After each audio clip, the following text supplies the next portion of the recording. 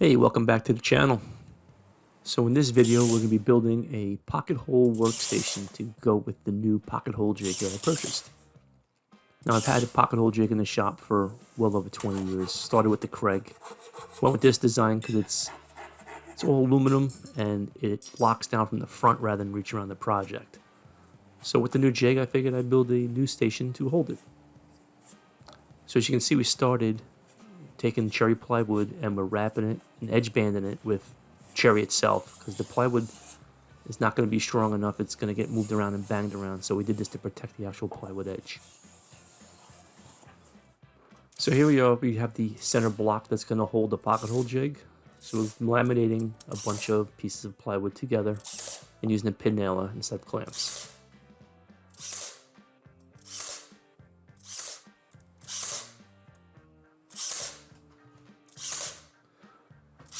To clean it up, we're going to take some cherry hardwood and nail it to the ends. Just give it a nice clean look when the project's done.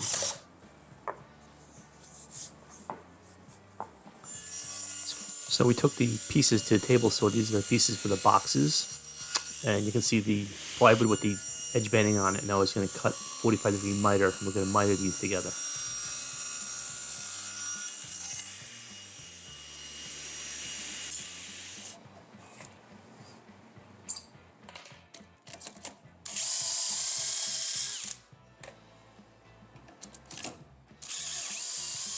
To strengthen these drawer boxes up, we're going to use a dowel max, and we're going to use the dowel max miter adapter and drill dowel holes in the miters themselves.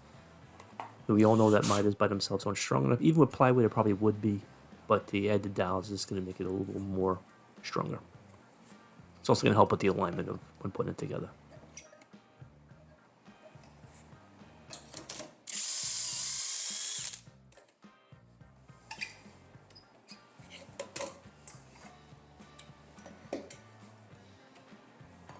Now that we're done with that jig, drilling all the holes, we are now going to add some glue and some dowels. And we took 1.5 inch long dowels and cut them in half to 3/4 to give us the length we needed. And then we install the back, and we're going to fold it all up with tape on the outside, the old packing tape method. And then we use a clamp to hold it and use pin nails and be done with it.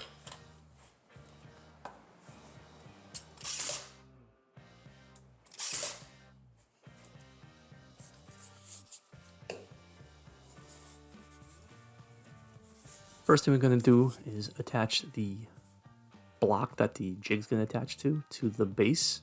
We already have that marked out exactly what we want it. We're going to add some glue. And then we're just going to put the jig down on top. That should be enough weight to hold it until it dries. And after it's finished drying, about a half hour or so, we're going to flip it over. We'll drill some holes and we'll screw through the bottom to make sure it never comes loose.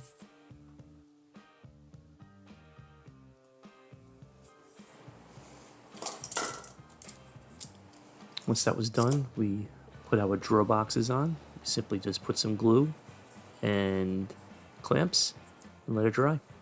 There should be no issue with them coming off the plywood. The plywood should be a good enough connection with the glue.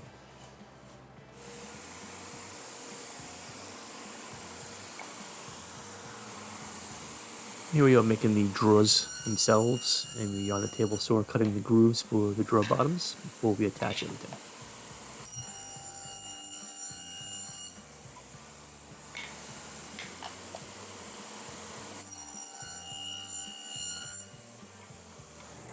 So after thinking about it, I thought maybe putting screws would be a pretty good idea to make sure those drawer boxes don't go anywhere. So here I am just using the T-square to lay out some lines so I know where to drill the holes and place the screws.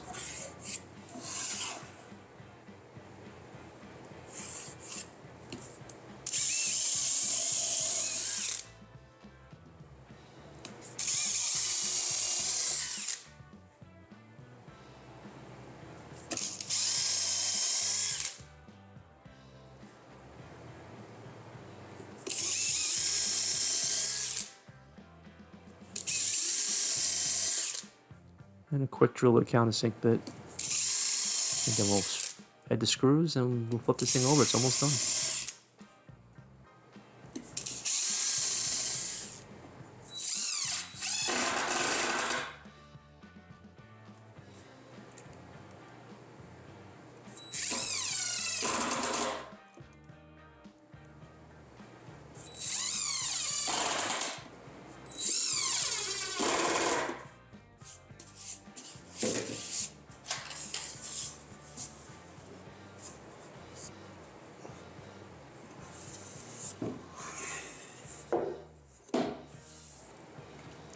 So here we are, we're going to drill some holes in the drawers and add our knobs. And then we'll put our dividers in the drawers, the bottoms in, and fill them with the screws and necessary tools and hardware for the workstation.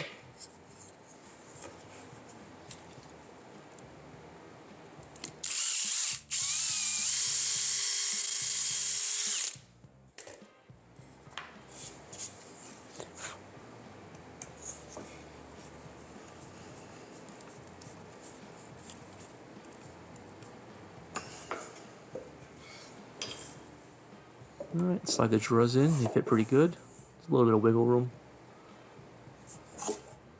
I think maybe I'll come back and maybe make something to keep those drawers from coming out. But for right now, it's fine. Last but not least, let's put some screws to hold this jig in place.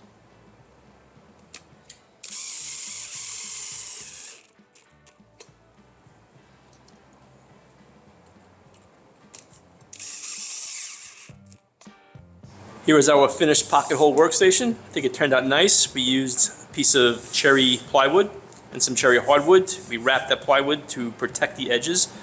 It's going to get some use, it's going to get banged up, and the plywood wouldn't be able to handle it, so we went and wrapped those edges. You see we have two drawers. And then a pocket hole gauge, which the part about it I like is the fact that it clamps from behind, so you put your workpiece in. So this actually helps support the workpiece. It's nice. And you can lock it in from behind. No more reaching around to lock it down, which was a pain in the neck. Look. We have our drill bits and our drivers. We need some coarse, longer screws. And the other drawer, we got some more screws. We got our fines and our courses.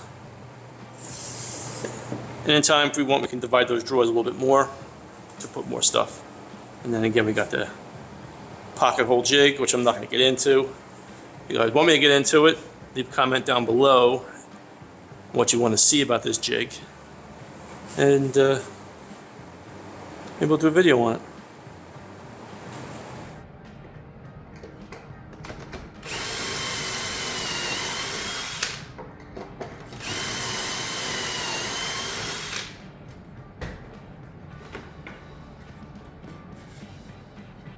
It works.